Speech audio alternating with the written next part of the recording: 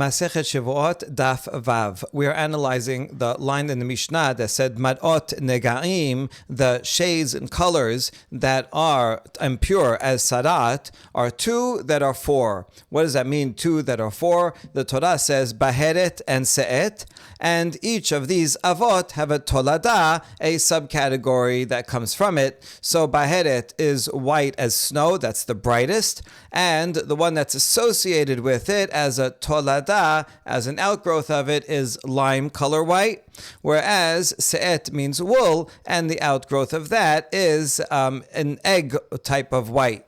Okay, good. So we have four different colors, different shades of white, that if one sees them on a skin, then that will be sarat. Now the question is, how do we combine them? If you have a bean size of any of these colors, then that will be tameh if it's all that color. But does one shade combine with another shade? If you have a section of skin that's the size of a bean, and half of it is one shade and half of it is another shade. Which shades combine and which shades do not combine? There are two different principles to use. The first one is what it seems from the Mishnah. From the fact that the Mishnah says there are two that are four, and they're associated, Av and Tolada, so that would mean that the yellow ones, that's snow and lime, are connected, so those two would combine, whereas the others, Se'et, is connected with egg, so wool and egg would combine. So there you have it. That would be the Mishnah. It has to be within the same family in order to combine. That's the family principle, we can call it, and that's what it seems is the opinion of the Mishnah by saying it in this way, two that are four, and there are two families. Whereas Rabbi Akiva, who disagrees with the Mishnah, he says, no, we don't go by that. Instead, we follow this is above that. Any two that are next to each other. So we put them in order of brightness. Snow is the brightest, wool is the next bright, lime is the next one, and the egg is the least bright. There are darker whites, but if it's darker white than that, then it's not tameh at all. Egg is the darkest that will be tameh, and anything can combine with the one just above it. We did see at the end yesterday that regarding se'et, because it does say sapachat, regarding se'et vesapachat, sapachat means the additional one, the auxiliary, that this can in fact jump, and egg and wool will also combine, even according to Rabbi Akiva. But otherwise, it has to be the one right next to it. So we have these two different combination principles. One is this above that, the one right adjacent, we could call it, and the other one is has to be within the same family. So we begin with the question. We established in the previous sugya that Rabbi Akiva differs from the Mishnah. Where do we see, however, that Rabbi Akiva follows the adjacent principle, this next to that? Well, let's try to derive it from the following baraita. Amar Rabbi Yosef, Sha'al Yoshua beno shel Rabbi Akiva me Rabbi Akiva. Rabbi Yosef reports that Yoshua, the son of Rabbi Akiva, asked his father, how come in the Mishnah it says that the shades of negaim are two that are four? How come the Mishnah relates it in that way? Amar lo ve'im lav mayomeru. Rabbi Akiva says, well, how else do you want should it say? What would you prefer? What formulation? Why not say from the shade of an egg membrane, and anything brighter than that will be tameh? Because anything that's darker than that is tahor, and anything brighter than that is tameh. So why do you have to even bother saying that there's four different shades, there's two that are four? Why bother saying anything about the different shades? Just say the egg is the cutoff. That's what I actually need to know. Oh, it's egg or brighter? Okay, then it's tameh. What do I need to know? The variations of the shades above it. Amar lo lomar shemistadafim ze im ze. Rabbi Akiva said it wants to delineate it so that we learn that each one combines with the one adjacent to it. That's why we have to list, and we have to know the four different shades, because it only combines with the one adjacent to it. So that's why we need to know the colors. Amar lo so Yoshua's son says, well, the Mishnah could have said that in a simpler way. Just say from the membrane of the egg and above brighter is tameh, and then add that they join together if they are adjacent to each other. So say it explicitly instead of having to figure that out in some way. Just say what you mean more clearly. Amar lo lomar lecha, kol kohen sheno baki bahen ubishmotehen eno ro'eh et hanegaim. Rabbi Akiva answers in order to teach us that any kohen who is not an expert in each of the shades and their names is not qualified to inspect negaim. You have to know everything. Just like a doctor. It's not enough that a doctor only knows the bones in the arm because he's only an arm doctor. He has to know everything. So to an expert of negaim, a kohen who's qualified to examine them, we want him to know every single shade and the name of the shade. Not just that here and above is okay. We want him to be a total expert. And that's why it says, listen, there's two that are four. This is what they're called. This is their names. And then you'll know, from this is the least one. This is what it combines with. And that's why the Mishnah has to tell us all four. Ve'ilu misid hechal ulamala lo kamad. Now notice that Yoshua the son did not say that in his suggested formulation. He didn't say that. Why didn't you write? Why did the Mishnah write from lime and above would combine? In other words, he said in the formulation. How come the Mishnah doesn't say in a simpler way? From egg is the least and above they all combine. He could have. He just said that. He did not say from egg and above combine and from lime and above combine. So we can learn from that, from the fact that Yehoshua the son did not ask in a dual way, that Rabbi Akiva doesn't care about the families, the yellows and the blues here, but rather only about the order. In other words, if Rabbi Akiva thought that only the yellows can combine, meaning here, the baheret with its tolada and the wool se'et with its tolada, if he thought only snow and lime can combine and wool and egg can combine, but not the adjacent principle, only the family principle, then Yoshua would have had to ask the question to his father in a different way. He would have said, why bother telling us two that are four? Why do I need to know all four? Just say egg and the one above it, and lime and the one above it. Because if you were following the family principle, then there would be two shades that you have to know, because egg doesn't combine with everything. Egg only combines with wool. So if you see egg, then you're going to see if the rest is wool. But you might see lime, then you'll look if the rest of it is snow, and that will combine. So if you're using the family principle, then Yoshua would have had to say, in his suggested formulation of the Mishnah, would have had to use a dual formulation, egg above it and lime and everything above it. But Yoshua does not say that to his father. Instead, he says, how come the Mishnah doesn't say a simple formulation, egg and everything above it? From the fact that he uses one formulation, only egg, and doesn't mention lime, that means he knows that his father already knows that his father does not have the family principle, but only the adjacent principle. And with the adjacent principle, it doesn't matter what the family is. Egg, and then egg can combine with lime, and lime with wool, and wool with snow. But the point is that egg and everything above it, so why can't I just say this and everything above it? And then that's why Rabbi Akiva answers, no, I have to know that it's this and that which is adjacent to it. And that's why I need to list them. And then he asks again, and then he answers, because the Kohen has to know each of the colors.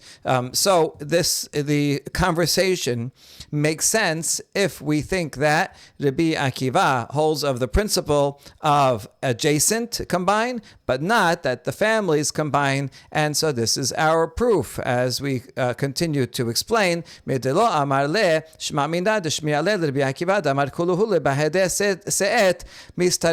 fact that Yoshua the son did not suggest a double formulation, mentioning anger and above it and lime and everything above it, that means that the Yoshua must have already learned from his father Rabbi Akiva that everything combines with se'et. You see, se'et here is the wool, and that certainly will combine with lime and snow, because those are adjacent to it. And then we add the family principle somewhat. Even Rabbi Akiva would agree to the extent of the family principle that se'et and its tolada combine, because it says se'et se'et vesapachat. So therefore, actually a wool color can combine with all of them. The adjacent principle, these two, and the family principle does apply to se'et, although it would not apply to lime. Lime and snow would not combine according to Rabbi Akiva, because they are not adjacent to each other. And so from the fact that Yoshua only said egg and everything above,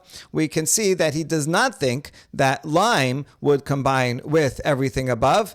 In fact, lime would only combine with wool. So egg and everything above, then you have the principle of adjacent, this and this next one, this and next one, this and next one. Egg happens to combine with wool, but there was no need for him to say lime, because lime is already more darker than egg. And so there's no need to say it, because we have only the adjacent principle, not the family principle. So we see from this baraita that Rabbi Akiva holds of the adjacent principle and not the family principle, right? Well, maybe Nahavidilma set v'toldata baheret v'toldata. Maybe, in fact, Rabbi Akiva holds only of the family principle. And maybe when Rabbi Yoshua asked his father, why not say just egg and above? Maybe he also said lime and above too. But in the conversation as quoted here in this baraita, I used a short form and just quoted the beginning of the sentence, but not the end of the sentence. There's no absolute proof here. You're inferring too many things from a lack of a few words, that he must have had this whole other principle, and you really can't tell from that. Maybe in fact he has only the family principle, and Rabbi Yoshua did propose the dual formulation, even though the baraita only quotes the beginning of it. Rather, we know that Rabbi Akiva uses the adjacent principle from the following statement of Rabbi Chanina. Damar Rabbi Chanina, Mashal de Rabbi Akiva lema damar domeh, l'arba kosot shel chalav, echad shenaflu letocho shete tipim shel dam, ve'echad shenaflu letocho arba'a tipim shel dam, ve'echad naflu letocho shemone, ve'echad shenaflu letocho shetem esre tipin, ve'amri la shesh esre tipin. שכולן מראות לא הן, אלא שזה למעלה מזה וזה למעלה מזה. Rabbi Hananya explains the opinion of Rabbi Akiva when it comes to reddish white marks in the Torah Adam Demet, if it has a red hue. And Rabbi Akiva said that there are 4 different red hues associated with the 4 different shades of white, because if you'd have some redness within combined with the white different shades, then it would have a reddish tinge. So, but it's still tameh if it has somewhat of a reddish tinge. And we can give a mashal, a parable, to what these 4 levels are, and this is how he explains Rabbi Akiva. So imagine 4 cups of milk. Now, in one of them, 2 drops of blood fell in. So that would be the smallest amount. And the other one has 4 drops of blood fell into the milk. The other one, 8 drops of blood, and the other one, 12, or some say 16, depending on you adding 4 or you're doubling each time. And in all these cases, it would be a certain shade of white, except that this one is above that one. So you see that he says explicitly, this one is above that one. And when it comes to this law of reddish white afflictions, this Adam Demet, Rabbi Akiva says, we look at each one connected to the next, and then to combine one with the other, it would have to be with the one that's immediately adjacent to it. He doesn't say anything here about families, but only about adjacent. And this is a source that from which we can derive that Rabbi Akiva holds of the adjacent principle and not the family principle. Isn't that a good proof? No, not necessarily. Maybe Rabbi Akiva only follows the adjacent principle when it comes to mixtures with red. That's a separate law, mixtures with red. But when it's just white, different shades of white and a little bit off-white, maybe he does not use the same principle. But maybe you'll say, okay, just like he says it regarding the mixed red combinations, so too he'll say the same thing when it's just white, that you combine each one at the level adjacent to it. It makes sense if he would say the same, if he would say this law Regarding the reddish ones, he would say them regarding the just different, without red, just the white colors. Okay, fine. We can assume maybe that he does make this connection. However, bepatuch gufeh mishamat le, but regarding the mixed colors itself, does Rabbi Akiva really think we follow the adjacent principle?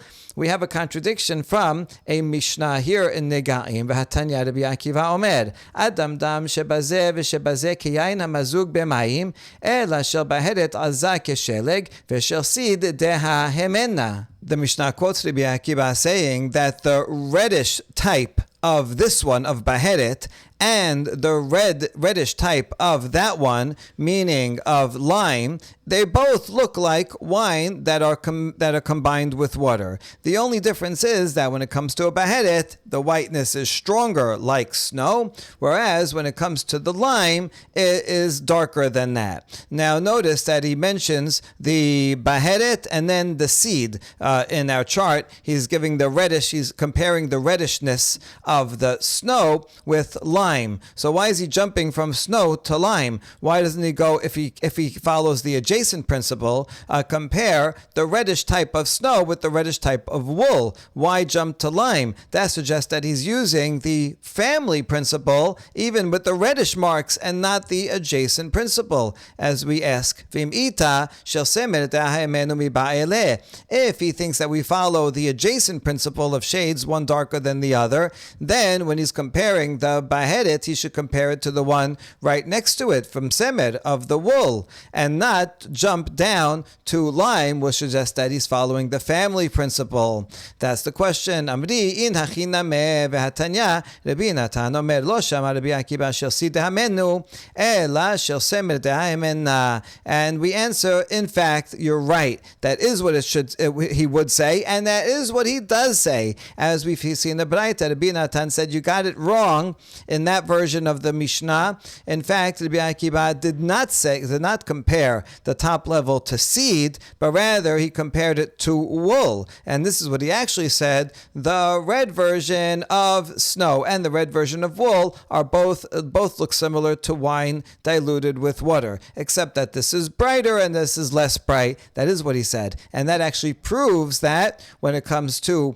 the reddish versions, that he follows the adjacent principle, not the family principle. And if so, it makes sense that he would follow the adjacent principle also in the non-reddish versions of the colors, just the white, that he follows the adjacent principle, that any two that are adjacent can combine with each other even if they are not from the same family. In addition, wool, we follow also the family principle. Even Rabbi Akiva would agree with that, because the pasuk says se'et ve'sapachat, and so now we do have a source for the opinion of Rabbi Akiva. Uminelan de Baheret Azahi, the Gemara asks, how do we know that Baheret represents the brightest of all the white shades? Amar Abaye, Amar Kera'im Baheret Levana hi Levana ve'en Acheret Levana, because the pasuk says, and if it is a white Baheret, by attaching the adjective Levana to Baheret, it teaches us that this is alone white, and there is nothing else that is white quite like a Baheret. Teno Rabbanan, Baheret amuka, v'chen hu omer umar'eh ha'amok min ha'or, kemar'eh hama ha'amuka min hasel. A Baraita teaches that a Baheret, when you look at it, it looks deep. In other words, the white part of the skin looks like it's deeper than the rest of the skin. Even if it's actually all level, it's an optical illusion. As a pasuk says, that its appearance is deeper than the skin. Why would it look deeper if it's brighter?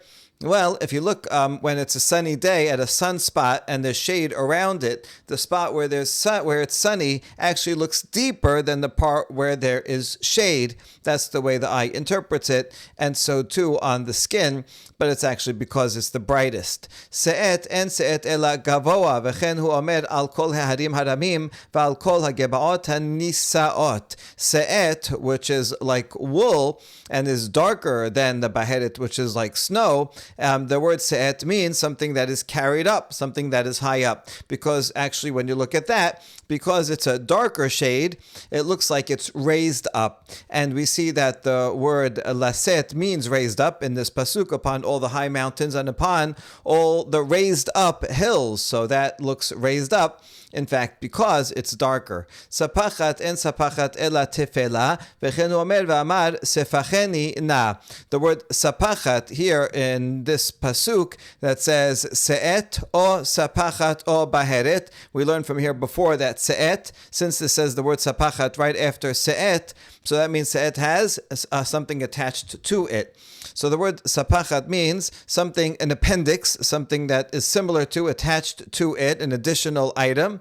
And we know that it means an appendix from what Shemuel tells Eli, says Eli as his descendants are not going to be Kohanim anymore because that's the curse. And then they will come and say to the proper Kohanim, please append us to one of the groups of Kohanim so that we can eat from the priestly food. So you see that is an appendix, right? They're asking, at least we can eat food if you attach us to the main branch of the Kohanim, even though they are not going to be the primary Kohanim anymore. So now we know that there is an appendix to Se'et because it says Se'et and then says Sapachat after that. How do we know that there is also an appendix, a subsidiary, a tolada for baheret? Amar bizera nemra levana baset v'nemra levana baheret. Ma levana mura baset yesh la tefela, af levana mura baheret yesh la tefela. We're going to learn that from a gezerah shava. The word levana, white, is said regarding Se'et. It's also said regarding Baheret. So just like Levana, that's said by Se'et, and Se'et has a Tefela, an appendix next to it, so too, we learn from the Gezerah Shava Levana that regarding Baheret also has a secondary color. Bematnita Tana, Hetila Katuv La Sapachat Ben Se'et La Baheret Omar Lecha, Keshem She Tefela La Se'et, Kach Tefela La Baheret. Or another way of learning it is from the fact that the Pasuk puts Sapachat between Se'et and Baheret. Again, in the same pasuk, it says Se'et or Sapachat or Baheret. So you see Sapachat is in the middle, and by being in the middle, it can connect backwards and forwards. And so just like Se'et has an appendix, so too Baheret has an appendix, a secondary hue that is similar to it. Se'et kesemer lavan. My semer lavan. The Mishnah in Negaim said that Se'et looks like white wool. What do you mean white wool? Amar Rav Bevai, Amar Rav Aseh, Semer Naki Ben Yomo, Shemechabenin Bo Lemelat. It means clean wool that you just got from a lamb, and it's wrapped up in a cover when it's 1 day old so that it won't get dirty, and you can use that for melat, which is fine wool, so it's a very white type of wool. Amar Rabbi Chanina, Mashal de Rabbanan Lema Hadavar Domer. Rabbi Chanina says, how can we compare the conception of the different colors according to Rabbanan? In other words, not according to Rabbi Akiva. Rabbi Akiva says that there are 4 colors, each one above the other, and it has to be adjacent in order to combine. However, Rabbanan in the Mishnah says actually there's 2 families, and it only combines if it's part of the same family. So what parable can we use to understand this better? Litre malche v'litre iparche. Malko shel zeh lema'la mi malko shel zeh. So you can imagine 2 kings and 2 governors. One king is more powerful than the other, but one governor is more powerful than the other. But the governor of the more powerful king is still less powerful than the less powerful king. In other words, if we compare it back to the colors, so if imagine the 2 kings are snow and wool, and each of those kings has a governor under him, so the governor of snow would be lime. Now that governor, even though he's the governor of the more powerful king, still the governor cannot compare to any king. Any governor is going to be lower than even the lower king. A less powerful king is still more powerful than a more powerful governor. So it goes powerful king, less powerful king, and then more powerful governor, less powerful governor. But when you're going to combine them, you're only going to combine a king with his governor and this king with his governor, and so that would be a way of conceptualizing it. However, the Gemara asks, no, actually this mashal would be better for Rabbi Akiva, who says we have 4 levels, and you have 4 people here, and you're comparing and telling me you have if you have 4 people, 2 kings and 2 governors, the most powerful king, then the less powerful king, then the more powerful governor, the less powerful governor. So that's all 4. You're comparing all 4 together. That shows each one is higher or lower than the next, and that actually proves is a mashal for Rabbi Akiva, not for Rabbanan. Ela malko shel zeh lemala meiparche denafsheh. Malko shel zeh lemala meiparche denafsheh. Rather, change that analogy a little. We're just talking about 2 kings and 2 governors, and all we want to say is that this king is more powerful than his own governor, and that king is more powerful than his own governor. We're not comparing the 2 kings or the 2 governors to each other. There's two different kingdoms, each king with his own governor, and so that's all. Just you have in this scenario, the yellows and the blues, but the yellows and the blues do not relate to each other. Snow can combine with lime, and wool can combine with egg, but neither of the kings can combine with the other governor, nor the kings to each other. Rav Ada bar Abba Kegon Malka ve'al kafta rofila ve'resh galuta. Rav Ada bar Abba says, I have a different analogy. Imagine a king, a chief officer, vizier, and exilarch. These are 4 different positions for going from highest to lowest. So we can imagine it like that. But the Gemara asks, no, that doesn't work at all. That's totally Rabbi Akiva's position. That just says that all 4 are related to each other, and you can combine one with the next, or the second one with the third one, or the third one with the 4th one. And so this is totally the adjacent principle and not the family principle at all. So that's not a good analogy for the Rabbanan. Ela kegon malka v'rofila ve'al kafta v'resh galuta. Rather, what he must mean to say is, splitting up this into 2. A king and a vizier, period. That's one set. And then chief officer and exilarch, that's another set. Now, even though each of the 4 are one lower than the other, but in order to combine them, it has to be either the top 1 and 2 or 3 and 4, but we're putting a period in between. Rava amar kegon shavor malka ve'kesar. Rava says, I have another analogy for Rabbanan. Imagine the King Shapur, the king of Persia, and the Roman emperor. So imagine this, they are 2 separate kingdoms altogether. A lot of times they were fighting, there were wars between them, but Persia held its own. And so Persia, the king of Persia, he has a subordinate, and the emperor of Rome, he has a subordinate. But these are 2 separate kingdoms, and they do not mix and match. And so that's like the Rabbanan that says there's Baheret and its subsidiary, they can combine, or Se'et and its subsidiary, it can combine, but the 2 families cannot combine. Amar le Papa Rava, Heminayu Adif. Papa asks the Rava, regarding this analogy, which of them is greater? Is the Roman Empire greater, or is the Persian Empire greater? Okay, put in an interesting political question. Amar le Bechur Shaya Ka'achir lele. And Rava responded, do you live in a forest? Are you eating in a forest the whole time? Don't you read the newspaper? Aren't you alive in the world? Can't you go and see yourself? Right? What kind of question is that? If you want to know which empire is more powerful, go see which coin circulates throughout the world. Back then, just like today, you want to see which is the most powerful country? Look at currencies. Which currency is considered the most acceptable? That everybody depends their own currency on that one. Nowadays, it would be the United States dollar. And you see that economically, and that shows that politically and militarily also, the United States is the most powerful country. Back then, the same principle applied. And if you look around, back then, you'll see that the Roman coinage is much more widespread than Persian currency. Dichtiv v'techul kol ar'a v'ut dush shina v'tadekina amar Rabbi Yochanan zo romi chayevet shetiv'a yasa v'chol ha'olam kulo. And we can see this based on a pasuk in Daniel when he talks about the 4 empires, and he says the 4th one shall devour the whole earth and tread upon it and break it into pieces. Rabbi Yochanan said regarding that pasuk, which is describing the Roman Empire, this is the guilty, meaning the evil empire of Rome, whose coin circulates throughout the entire world. And interestingly, even though Rava says, go look, you can see what the coins are, but he also is quoting a tradition from Rabbi Yochanan, who in fact lived in the Roman Empire. Papa and Rava lived in the Persian Empire.